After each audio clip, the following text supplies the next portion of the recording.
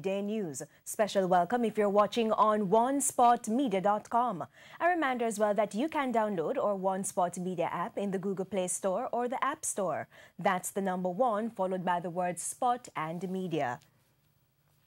Opposition leader Dr. Peter Phillips is urging the government to roll out a flood management plan for the country to prevent future devastation. He was speaking in Portland yesterday during a tour of sections of the parish which were impacted by flooding. Some roadways which were blocked are now cleared. Details from TVJ's Kalisha Williams.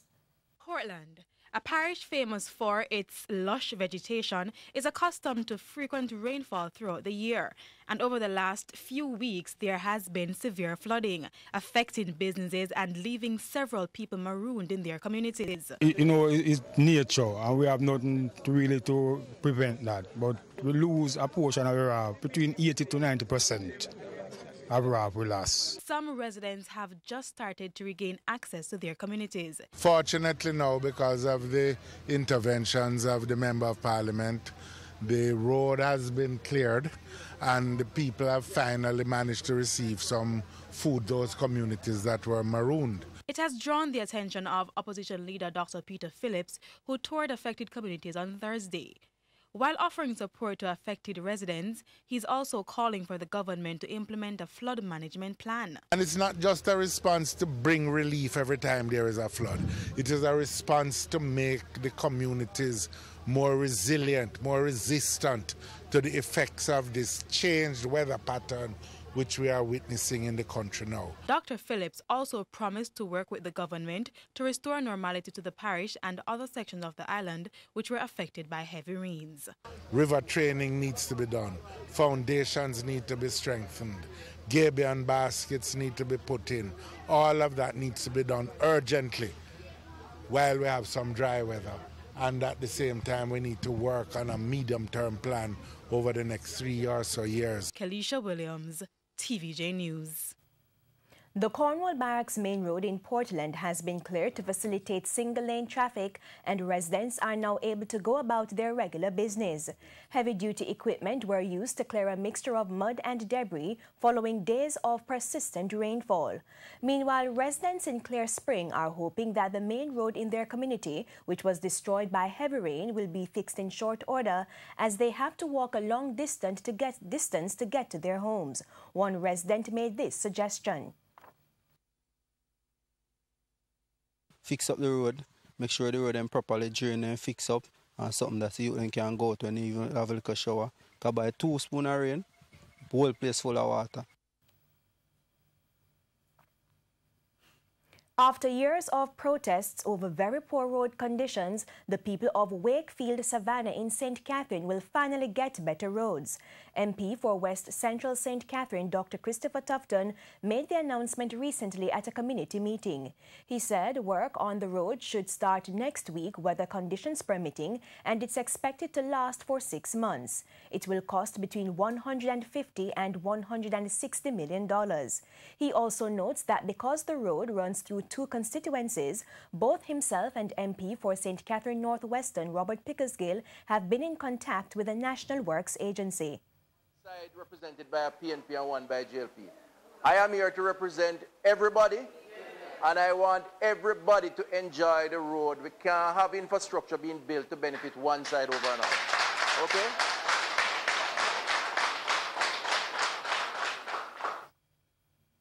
Meanwhile, among the residents celebrating the impending roadworks is Andy Hines, who is an evangelist at the church in the area.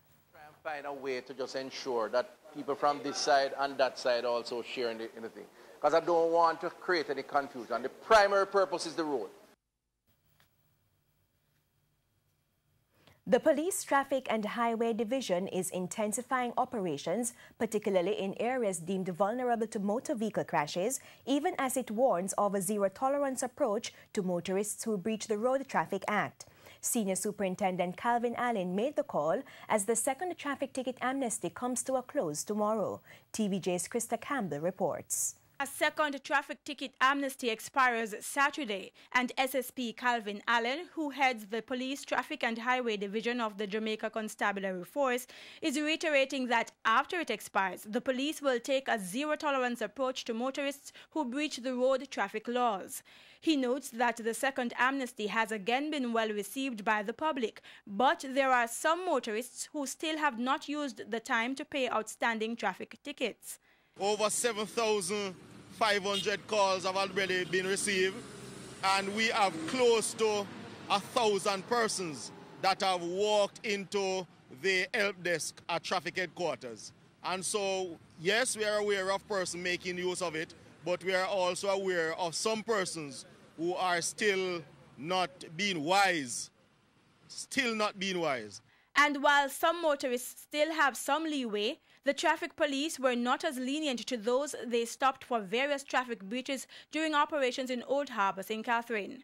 They say they chose the Macook's-Pen area in particular, where 4 persons were killed during traffic crashes in 1 week. So far we have removed 13 plates as a result of defective motor vehicles.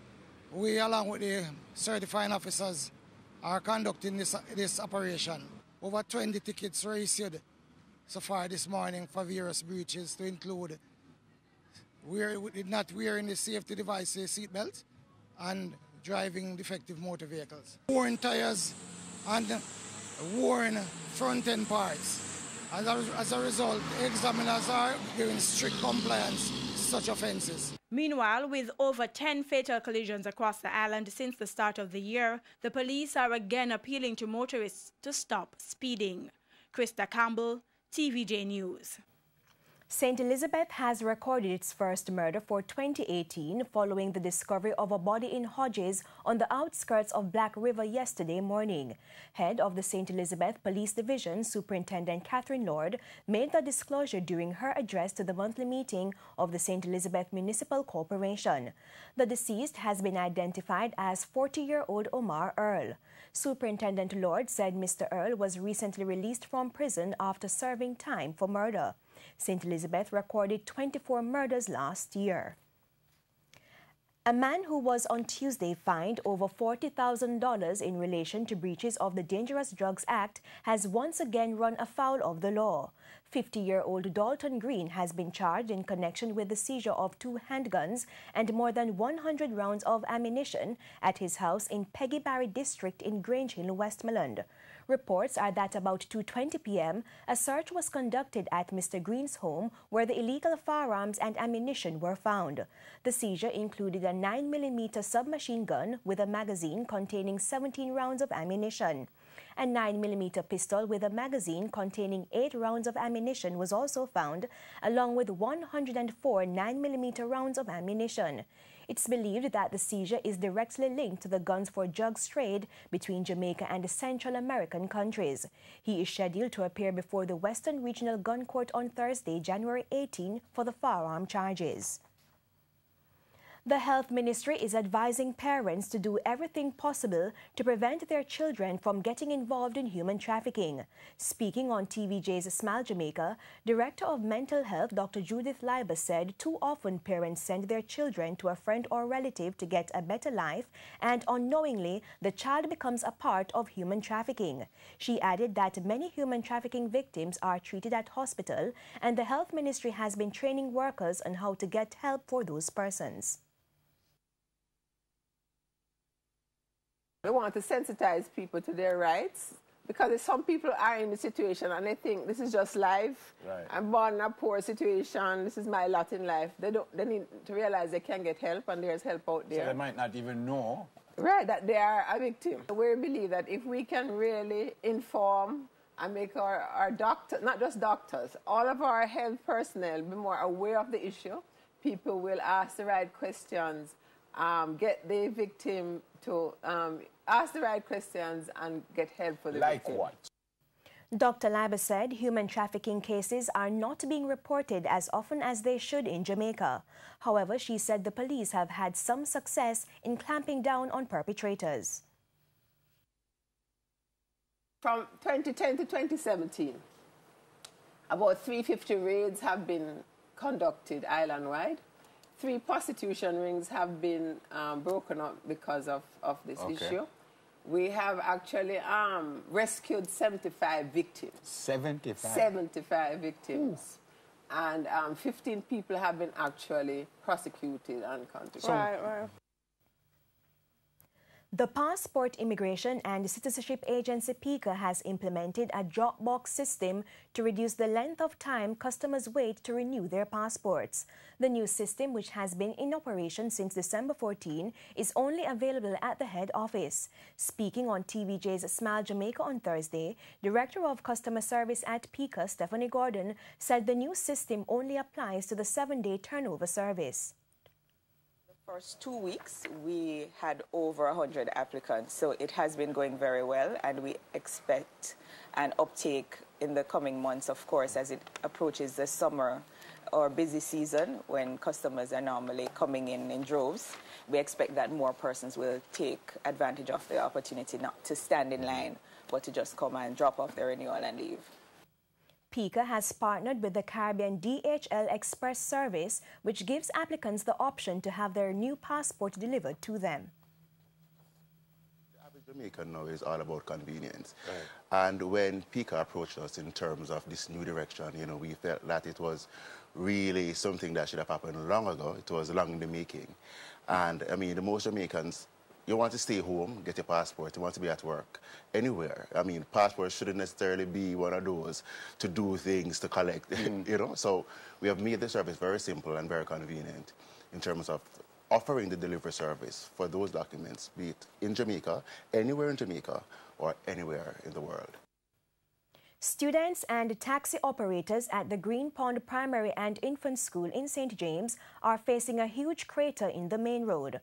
The crater has forced taxi operators to use the embankment, which is a major concern for children attending the institution. The principal of the school spoke with our news center earlier this week. Because it is being used by the taxis and travelers coming towards the school. The mud also and the ditch that is there, the pothole is huge and is getting wider. For the teachers, the cars, they have had tires, they have lost tires in the pothole as well. And it's just, I guess, it's a chaos in the morning, the traffic that it's been causing. Meanwhile, taxi operators are frustrated with the state of the roadway. However, you have to just take the time and go through.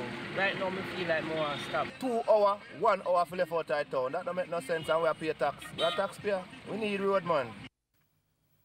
In news overseas, the grueling search efforts following a mudslide in Southern California has entered a 3rd day, with authorities looking through piles of murky debris again.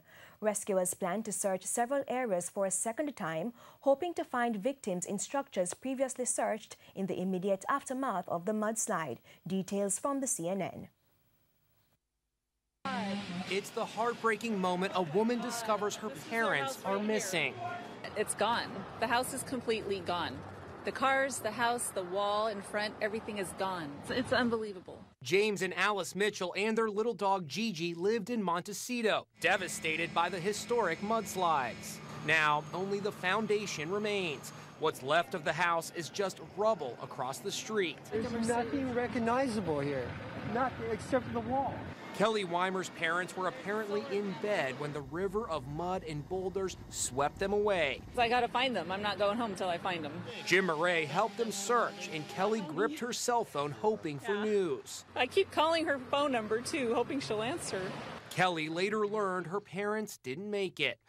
The grim search for the missing continued today. The challenge facing these search and rescue teams, they have to check each of these homes one at a time, and that means battling through this mud.